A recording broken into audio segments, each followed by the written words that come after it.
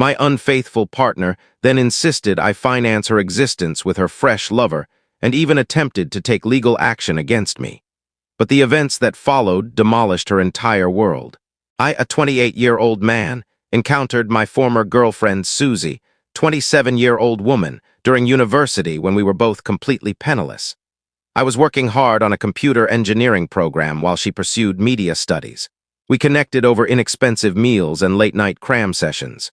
My closest buddy Zach, 29-year-old male, cautioned me right from the start, "Pal, she's attractive, but she has potential leech vibes all over her." He mentioned after encountering her at a gathering. I dismissed it with a chuckle. I should have heeded my friend. Our initial romance was typical student life. We'd spend time between lectures, pick up budget eats, and enjoy weekends viewing films in my residence hall. She seldom contributed financially even back then. I simply overlooked it since costs were minimal. Anyway, skip ahead past commencement, and I secured a decent programming position at a technology firm while Susie, well, she sort of drifted. She'd obtain promotional roles, despise them in under 3 months, resign without a backup plan, then grumble about lacking funds, cycle repeated. This professional cycle began immediately post-graduation.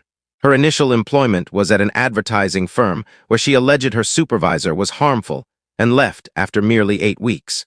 Next was a role at a new venture where the atmosphere didn't suit her, meaning they required her to log over 30 hours weekly. Then a spot as a digital content coordinator that concluded because they failed to value her innovative ideas. AITA, they required adherence to the posting schedule.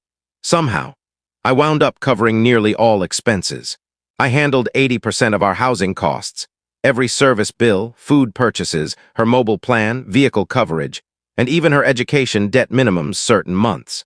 Beyond that, I was required to support her personal upkeep schedule. Regular manicure visits, routine hair sessions, buying binges where she'd spend $500 on outfits worn once, and trips she'd organize without discussing finances. This monetary drain occurred so slowly I hardly registered it at first. It began with, "Darling, could you cover supper? I'll repay you later," but later never arrived. Then it became, "I'm short on housing this month. Can you handle the gap?" The gap expanded monthly until I was basically funding it all. Whenever Zach visited for our regular gaming meetings, he'd notice the fresh luxury purse on the table or observe her enter with retail bags and murmur, "I notice your retirement fund is thriving," strutting in high heels and toting designer goods. I'd instruct him to be quiet, but internally I recognized he was correct. The warning signs existed, but I was too occupied acting as savior to spot them, like how she'd scrutinize my online presence like a surveillance agency. Once this woman colleague labeled me in a totally harmless team image from a professional event. Simply 15 of us posed awkwardly in office attire. Susie exploded, flooding my device with calls for hours, requiring a video chat to confirm I wasn't concealing anyone. Then she forced me to restrict the colleague everywhere. The colleague was wedded with 3 children and resembled a relative's aunt, but anyway. When I shared this with Zach, he just gazed at me and remarked, "Friend, your partner is one feline and a state plot theory from resembling that unstable character from that spy series." I almost gagged on my beverage. Then there was the occasion I received an advancement at my position. Rather than joy for me, her initial inquiry was, "So what's the increase in pay?" Before I revealed the figure, she was already organizing a trip to an exotic island and discussing a device upgrade. Not once did she utter, "Well done." There was also the instance she inadvertently accessed my messages when I left my computer unattended and discovered a note from a woman customer appreciating me for fixing their technical problem. Susie turned into a full investigator, searching this lady's name, locating her profile, and confronting me with proof of an infidelity because the customer included an excitement mark in her note. I wish I were fabricating this. Then there was my relative's marriage ceremony. My relative's close companion Vanessa embraced me in greeting, a standard brief welcome hug. Susie unintentionally spilled a full cup of beverage on this unfortunate woman's light dress. Later, she directly informed me she needed to claim her space. Not kidding. My whole family was embarrassed, and my relative still mentions it at every family event. Zach was my companion for the pre-wedding celebration and saw the entire spill event. As we drove back, he faced me and stated, "You know you're involved with the person version of a small dog, correct? Tiny, noisy, and will assault anything approaching what she believes is hers. I almost swerved off the path chuckling, but he was accurate. That marriage weekend exposed so much about Susie. She whined constantly about the location being too simple, the meals too flavorless, and my relatives posing too many intimate queries. The intimate queries were just my aunts inquiring about her occupation, a fair question. She couldn't respond since she was unemployed for the 4th time that year. Despite all this, I remained. When you've invested that much duration in someone, you persuade yourself circumstances will enhance. She's merely experiencing a stage. She'll sort her profession soon. She's enthusiastic. That's it. No, pal, she was simply irrational and I was simply foolish. The method I discovered her was directly from a film, I promise. Susie informed me she was enjoying a ladies' evening at her pal Mia's spot, claiming they were applying skin treatments, viewing romantic comedies, sipping health drinks, standard simple female activities. I didn't doubt it because why should I? I was actually excited to have the residence to myself, request a meal delivery, and play games without interruption for once. This ladies' evening had turned into a weekly habit over the recent few months. Every Thursday precisely. She'd prepare her bag with treatments and sleepwear, stating she required personal time with her females. Looking back, the abrupt enthusiasm for consistent ladies' nights should have raised suspicions, particularly since she previously complained about Mia being overly critical and Bella being too dramatic. I asked Zach to join to enjoy the partner-free area. We were several stimulant beverages into dominating some youngsters in a shooting game when my device alerted around 3 a.m. We exchanged our fitness tracker data. There was an alert. Susie has completed her activity goal at damn 2:17 a.m. Zach looked at my device and lifted a brow. Unless skin treatments now qualify as exercise, your lady's performing a different type of activity. When I appeared puzzled, he just exhaled. Pal, she's engaging in something, and it's not a fitness bike. Now let me describe Susie's connection with physical activity. This woman would actually request a ride for a short distance to evade walking. She viewed purchasing as exercise. She once griped that her tracker was faulty because it didn't register her browsing videos as activity. So observing her expend 300+ units at 2 a.m. during an alleged treatment session. Yes, something didn't match. I messaged her, getting a real session in, eh? She answered instantly. Yes, we're simply moving to old tunes, correct. So I verified location tracking, her position nowhere close to Mia's residence. She was in some unknown housing zone across the area that I didn't know. I displayed the map to Zach. He enlarged it and began chuckling. Pal, what? I recognize precisely whose home that is. That's where that shopping center booth worker resides with his folks, the one who repaired her device. I delivered food there last month while assisting my relative with his deliveries. I remained there shocked for a moment, attempting to comprehend what was occurring. Then I investigated further. Her online story indicated she was at Mia's, time marked hours prior. Planned excuse. I didn't even respond to her.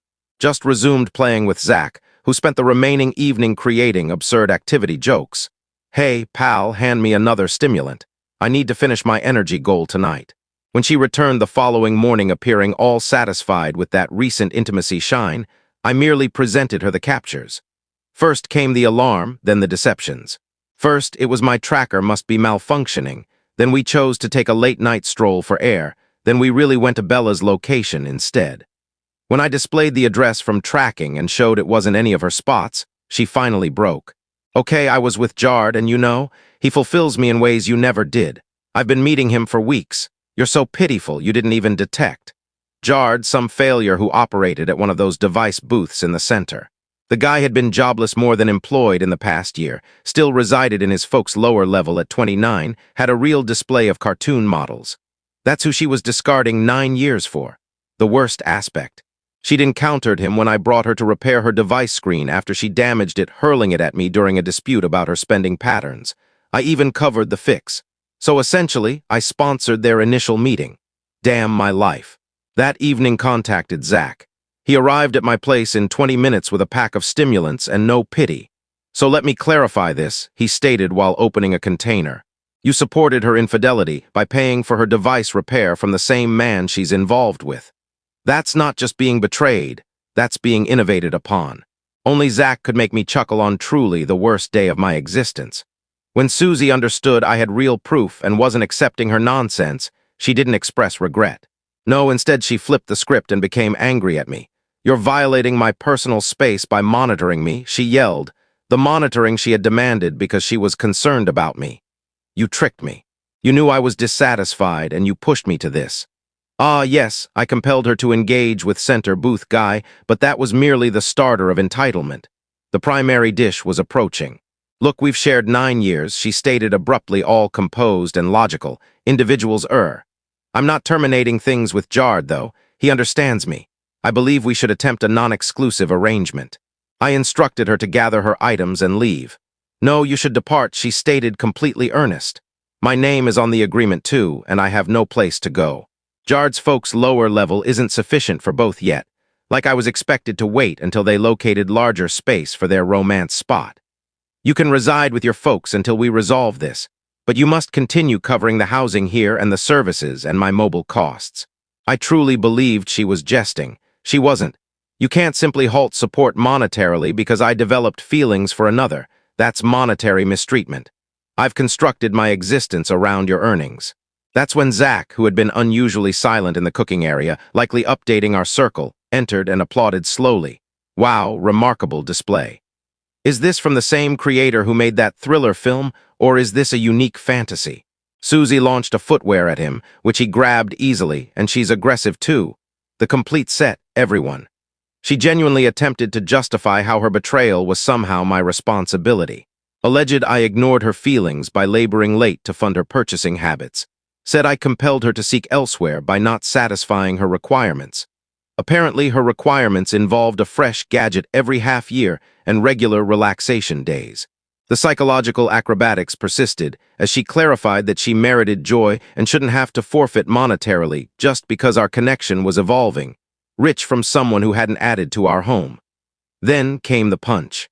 She stated she should retain my pet Nugget, my pet that I possessed for 2 years prior to our meeting. The same pet that I exercised 3 times daily in any conditions, transported to every medical visit, covered every expense for, and who basically only obeyed my instructions because Susie couldn't trouble to assist train him. Her version of caring for Nugget was sporadically filling his dish when I was delayed from employment, and even then she'd overlook it often. Her logic: Nugget knew her schedule better and wouldn't adapt well to a fresh location.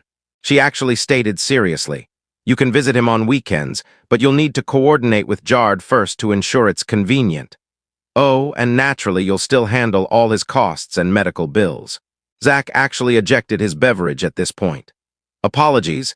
Did you just attempt to claim guardianship of his pet that you neglect while also confessing you're planning to relocate with cartoon enthusiast? That's not just foolish actions, that's the entire spectacle." When I declined, she appeared truly astonished, like the idea of repercussions was entirely alien to her. But what am I expected to do? She cried like I was condemning her to demise instead of maturity. "Obtain employment, cover your own expenses. You know, like a real grown-up," I proposed. She erupted into sobs. "You're so cruel after all I've provided for you." To this day, I'm still attempting to determine what precisely she believed she'd provided for me besides deplete my funds and create doubt issues. As she exited the space angrily, Zach faced me and stated, 9 years with her and you still possess both organs. Consider yourself fortunate, pal. The entitlement didn't cease there. She had the nerve to require I provide her half of my reserves because she added to my achievement by backing my profession.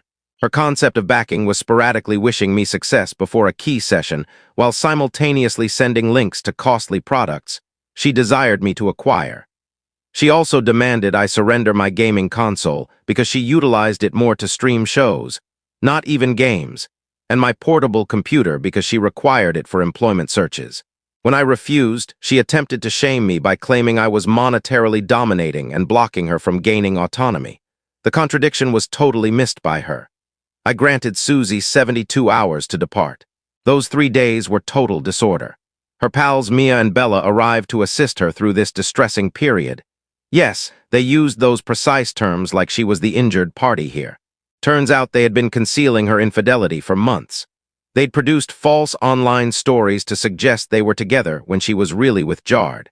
They'd even replied to my messages from her device a few times when she was too occupied to respond. With companions like these, who requires adversaries? Mia, this short bundle of privilege with a grating voice that could break windows, actually trapped me in my own cooking space and stated, You should be thankful Susie even remained with you this long. Do you realize how many men have pursued her? She selected to grant you 9 years. Do you know how much her other choices earn? That finance expert from her exercise class operates a luxury vehicle. Zach, who declined to leave me unaccompanied with the group as he termed them, appeared from the sitting area. If these other men were such excellent choices, why'd they all decline? It's like boasting about all the other institutions that turned you down. Mia appeared like she wanted to attack him with her fake nails. Bella was worse. She began enumerating all the items I owed Susie for her sentimental work during our connection. Apparently preparing meals twice monthly. Ruining pasta doesn't qualify as preparing. By the way, and sometimes recalling my celebration entitled her to half my reserves. She actually possessed a document listing everything Susie had allegedly done for me with monetary values assigned to each duty. Hear him discuss employment $200 hourly. I swear. Zach looked over her shoulder at the document and made a sound. At those prices, she should owe you about $6 million for tolerating her for 9 years. Want me to create a opposing document? Bella closed her device abruptly. While I was at employment, they assisted Susie gather, ensuring to unintentionally damage several of my possessions in the process. My autographed collectible cards somehow water-ruined. My gaming machine experienced a sudden electrical issue that destroyed the visuals component. They also attempted to take items that weren't hers. My gaming console, my portable computer, even. A timepiece my ancestor bequeathed me when he passed, claiming they were presents or that she merited them for enduring me. Fortunately, Zach operated remotely and volunteered to oversee the gathering from my location. Later, he informed me he caught Bella trying to place my console into her bag. I told her it was mine, and I'd need to report theft to authorities. Funny how quickly she recalled it wasn't Susie's after all. Zach's attendance didn't prevent them completely, though. They still succeeded in taking minor but precious items. My cordless headphones, a few uncommon game items, and somehow my whole set of power cords. The evening before she departed, Susie tried another tactic. Entered the sleeping area wearing intimate attire I had never viewed before, likely purchased for Jard, really pleasant, attempting to entice me. We can resolve this, she cooed. I'll cease meeting Jard if you just permit me to remain. We have shared past. When that failed, she switched to warnings to inform everyone I was harmful. No one will trust you over me, she snarled. I'll claim you struck me. I'll inform your firm you have a substance issue. That's when I reminded her about the monitoring devices I had set up throughout the residence after an intrusion last year. Her expression, pal, I wish I'd captured it. On departure day, Jard arrived with his folks' small vehicle. Guy couldn't even meet my gaze, just kept his eyes on the ground like,